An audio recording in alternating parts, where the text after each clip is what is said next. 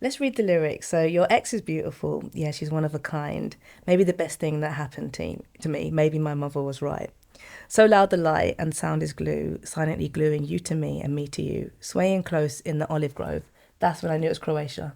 The olive grove. You get I was it. like, there's only like, yeah, that I was like, that's definitely Croatia. So there's a stage area called the Olive Grove. So yeah, multiple festivals happen there all around the year. But yeah, that was a giveaway. Well done. Swaying like we don't already know, swaying like we're all alone. It's so poetic. I mean, it's all real, so it was easy. Yeah, but even capturing the club parts, so the lights, the sound, the idea of dancing with someone. Like I always feel like people never get it right. You know, like when you watch a film and there's a club scene, Yeah, it's always dead in it. Like you're so like, that's good. not what it's like. Yeah, yeah. The music's really quiet, and you can just hear people just having a nice, easy conversation. Yeah, or the dancing's too much Yeah, or yeah. too little. Yeah, Yeah, it just. I think about that all the time as You well. got it right in this. Like when you're trying to like in terms of like the writing style to tell this story of like this moment on the dance floor. Can you kind of let me in on that process of?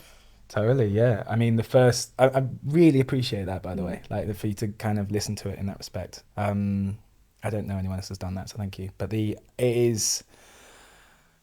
were dancing together, a couple next to us were kind of eyeing us up, this cute queer couple, and the pair of them were just like, so what's going on between you two then? Because we just met each other, the couples together, and kind of Holly and I guiltily look at each other as you would, and Holly goes, I'm his ex. And the line before, if you can't quite hear it, but it goes like kind of sound of stuff. And then, did you hear what had they just said?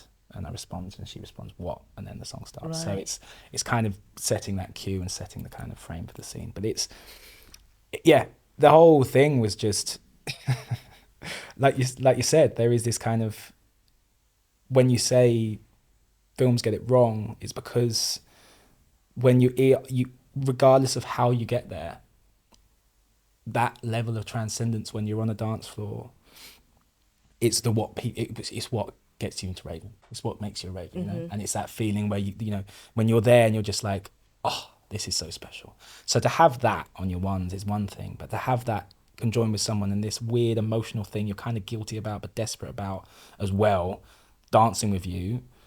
And I know I mentioned she glowed up, but she glowed up, and like you're there going, "Holy shit, you're so hot!"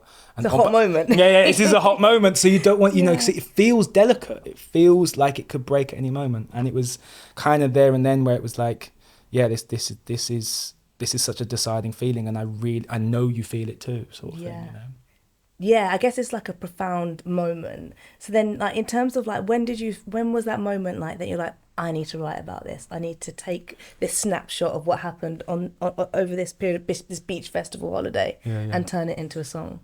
Because I was hurting back at my studio. cathartic. Yeah. It was like back when I was back in Bristol, and it was just thinking, just like, have I blown this? Have I ruined it? It's like it says later on, just like, man, selfishly 10 years too late or something like that. I can't remember what it is.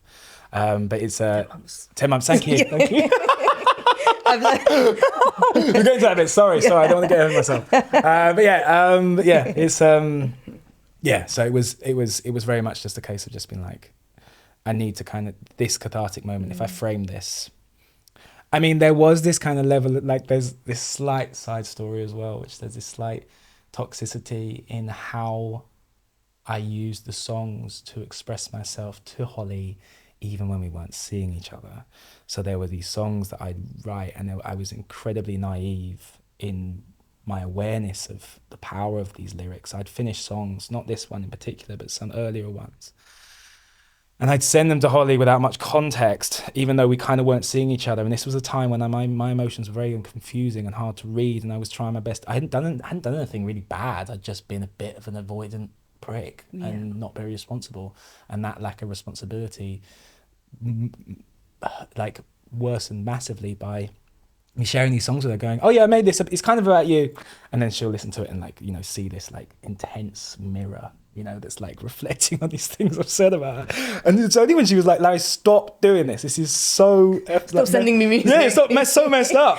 So like this was the last one I had to write. It was just like this, I'm not going to show this to Holly unless she does give me another chance. Wow. So it's almost like your own ultimatum for Essentially, yourself. yeah, essentially. And this is the kind of moment, like, I don't know, like, I'm sure a lot of people that have been together and it not worked out in a moment, but you know that reason, season, lifetime, what's for you won't pass you. If it might come back, people would have like kind of dreamt about this moment of seeing an ex again, which is what you actually lived out. Yeah. So had you before that preempted what you would do, say, in that moment? I had no idea. No, not at all. I mean, it's all very easy talking about these lyrics in foresight because you know, because I'd taken a moment to create something from the situation, but I don't want to even pretend that I have the intelligence or foresight to be able to predict these moments, especially when you have no idea how they're going to go, what you're going to do, like what you're going to like. There's so many, especially at that time as well. So like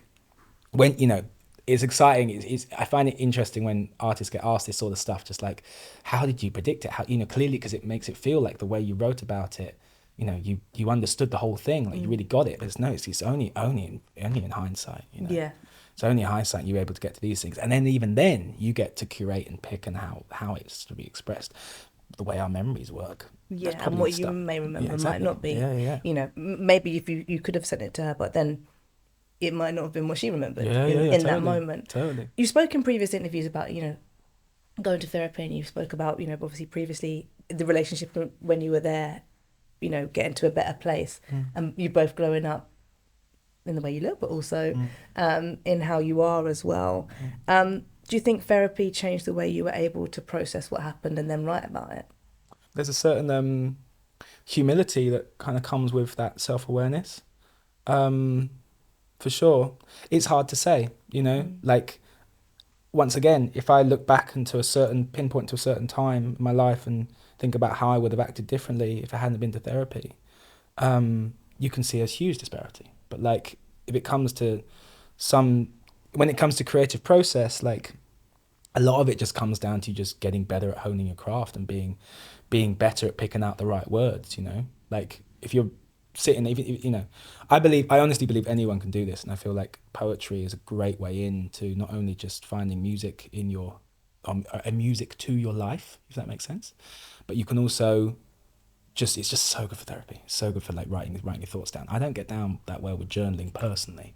I find myself I get distracted and write about something completely different, which is kind of good apparently. But no, writing, when you apply to something particularly you want to get feelings out about, and you're trying to find music to your things, you know, you can really find music to your life. You can really find such an outpouring of emotion in that respect. It's really in writing the art, of writing poetry. Yeah, fully. And it's like, and don't think that it's some sort of like thing that's like, you know, to be or not to be. You know, you don't have to be some like big fluffy wearing like old, you know, Shakespearean. Like it's literally, you know, there's plenty of people out there that are proving that poetry's for everyone.